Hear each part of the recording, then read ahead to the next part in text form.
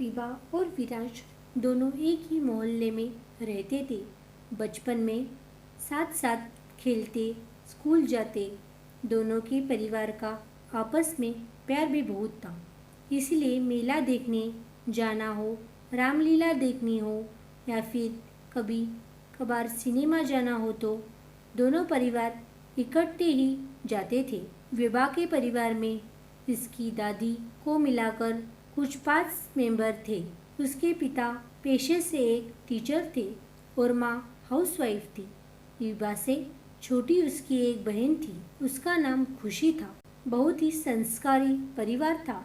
दादी सुबह शाम भजन कीर्तन कर परमात्मा का नाम जपती रहती। विभा की माँ सुशीला जी एक कुशल गृहिणी होने के साथ साथ अच्छी माँ भी थी। उन्होंने अपनी दोनों बेटियों को हर अच्छे बुरे की शिक्षा दी थी। घर बाहर किसी भी तरह की समस्या उन्हें होती तो माँ से बात करके झटपट हल मिल जाता था। विभा ने 8th में ही तय कर लिया था कि उसे IAS ऑफिसर बनना है। पढ़ाई में वो बहुत ही इंटेलिजेंट थी। उसके परिवार में सबको उस पर भरोसा था कि वो अपना सपना जरूर पूरा करेगी। आंखों में ऑफिसर बनने का सपना पाले विभा बड़ी हो रही थी। मोहल्ले की सबसे सुंदर लड़की थी विभा। लंबे घने बाल, गोरा रंग, खिलखिलाता चेहरा, किसी परी से कम नहीं थी वो। जो उसको देखे बस देखता ही रह जाए। स्कूल में भी हर लड़के की पसंद थी विभा, लेकिन विभा इन सब बातों में बेखबर अपने लक्ष्य की ओर बढ़ती जा रही थी। उसने 12th में पूरे शहर में टॉप करके अपने माँ बाप का नाम रोशन कर दिया। अब उसे आगे की पढ़ाई के लिए शहर से बाहर जाना था। एक बहुत ही अच्छे कॉलेज में उसका एडमिशन हो गया। बहुत ही हिदायतों के साथ उसे हॉस्टल दिलवाकर उसके मम्मी पापा वापस आ गए। घर वाले निश्चिंतित इसलिए भी थे क्योंकि उसके मोहल्ले का लड़का विराज भी तो उसी कॉलेज में पढ़ता था जो विभा से 1 साल सीनियर था। विराज के परिवार में उसके मम्मी पापा और एक छोटा भाई था। विराज के पापा की शहर में कपड़ों की बहुत बड़ी और अच्छी दुकान थी। विराज भी पढ़ाई में बहुत अच्छा था। उसे MBA करना था, इसीलिए उसने ग्रेजुएशन में कॉमर्स को चुना। वह दूसरी तरफ विभा नॉन मेडिकल की स्टूडेंट थी। दोनों का कॉलेज एक ही था। विराज विभा के बचपन का दोस्त था, इसलिए विभा दिन में एक बार उससे ज़रूर मिलती थी। कोई भी प्रॉब्लम होती तो विराज को कह देती। ऐसे ही कॉलेज का 1 साल बीत गया। अब विभा नए माहौल में एडजस्ट हो चुकी थी। वो बहुत मेहनत कर रही थी। कॉलेज में उसकी अलग पहचान बन चुकी थी। इसके कई कारण थे। पहला एक तो वह बहुत सुंदर थी, एक उसकी सादगी और उसकी इंटेलिजेंसी के तो सभी कायल थे। हर कोई उससे दोस्ती करना चाहता था। हर टीचर की वो चाहती थी। अपनी माँ को जब ये सब बताती तो माँ को बड़ी खुशी होती। बहुत से लड़कों के ऑफर वो बड़े सलीके से मना कर चुकी थी। उसका ध्यान बस अपने सपने को पूरा करने पर था। उसी तरफ 1 साल और बीत गया। उस दिन विराज का कॉलेज में लास्ट दिन था। वो विभा से मिला और उसे अपने दिल की सारी बातें बड़ी सादगी से कह डाली। विराज ने कहा, मुझे पता है कि तुम्हारी खूबसूरती से इम्प्रेस होकर लड़के आए प्रपोज करते रहते हैं, लेकिन मैं सच कह रहा हूँ, मैं तुम्हारी सादगी को बचपन से ही पसंद करता हूँ। पहले मुझे लगा ये महज एक लगाव होगा जो अक्सर युवावस्था में ही हो जाता है, लेकिन जैसे जैसे मैं मैच्योर हुआ समझ आया कि ये प्यार है। कई बार तुमसे कहना चाहा, लेकिन डरता था कि प्यार के चक्कर में कहीं तुम्हारी दोस्ती से भी ना हाथ धो बैठूं। यकीन मानो, अगर तुम इतनी खूबसूरत भी ना होती तो भी मैं तुम्हें इतना ही प्यार करता। विभा उसे एकटक देखे ही जा रही थी। बीते सालों में न जाने कितनी लड़कों को ना बोल चुकी थी, लेकिन विराज का अचानक इस तरह से अपने प्यार का इजहार करना उसे कुछ समझ नहीं आ रहा था कि क्या कहे। फिर भी विराज को जवाब तो देना ही था। विभा ने कहा, विराज, तुम बहुत अच्छे लड़के हो। तुम जिसे मिलोगे वो लड़की बहुत भाग्यशाली होगी, लेकिन तुम तो अच्छी तरह जानते हो मुझे मेरे सपने पूरे करने हैं, लाइफ में कुछ करना है। प्यार वार के चक्कर में पड़ गई तो कुछ नहीं कर पाऊंगी। विराज ने कहा कि कौन कहता है तुम अपने सपने पूरे ना करो, तुम वो सब करो जो करना चाहती हो। मैं अपने मन की बात तुम्हें आज भी नहीं कहता, लेकिन मुझे एमबीए करके लंदन जाना है। जाने से पहले तुम्हें सब कह देना चाहता था। मैं तुम्हारी हाँ का इंतज़ार करूँगा विभा।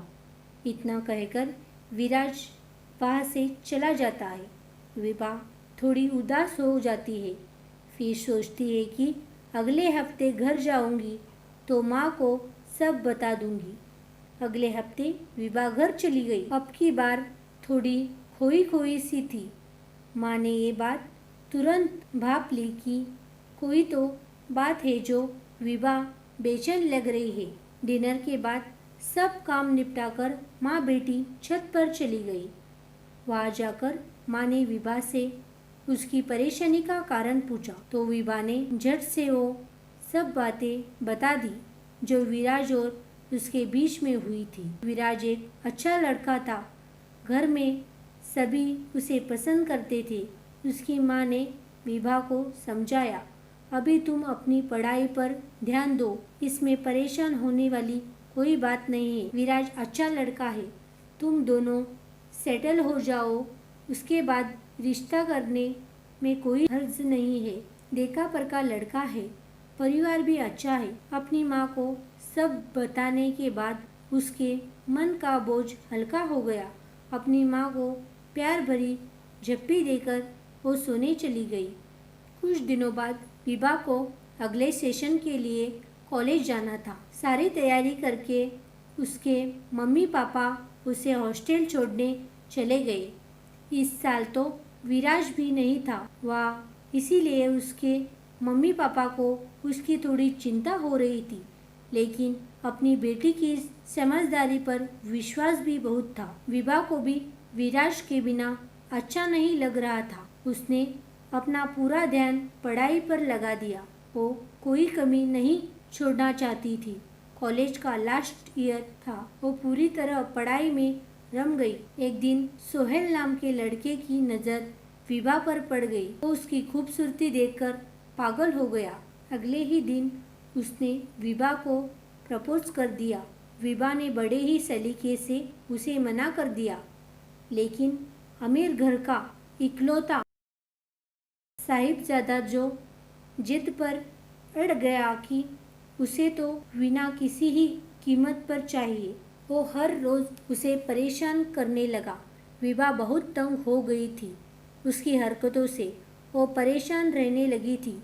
उसका असर उसकी पढ़ाई पर भी पड़ रहा था। सोहेल उसे किसी भी कीमत पर पाना चाहता था। जब वो नहीं मानी तो उसने विभा के चेहरे पर एसिड फेंकवा दिया।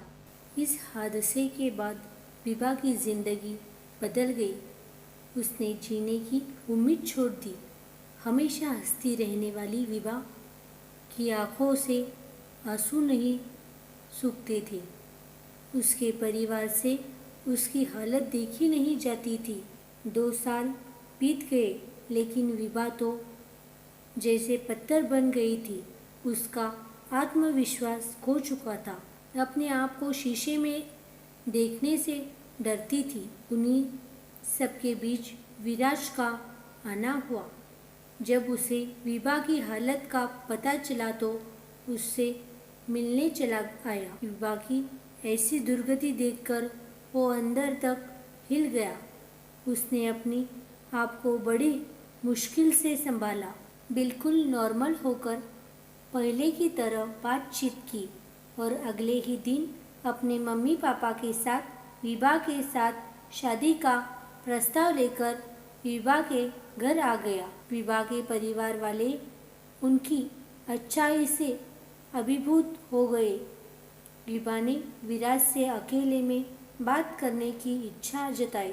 विभा ने विराज से कहा कि तुम क्यों अपनी जिंदगी बर्बाद कर रहे हो? तुम्हें तो एक से एक लड़की मिल जाएगी। विराज, तुम्हें मुझसे सहानुभूति है, तुम इसीलिए मुझसे शादी कर रहे हो ना?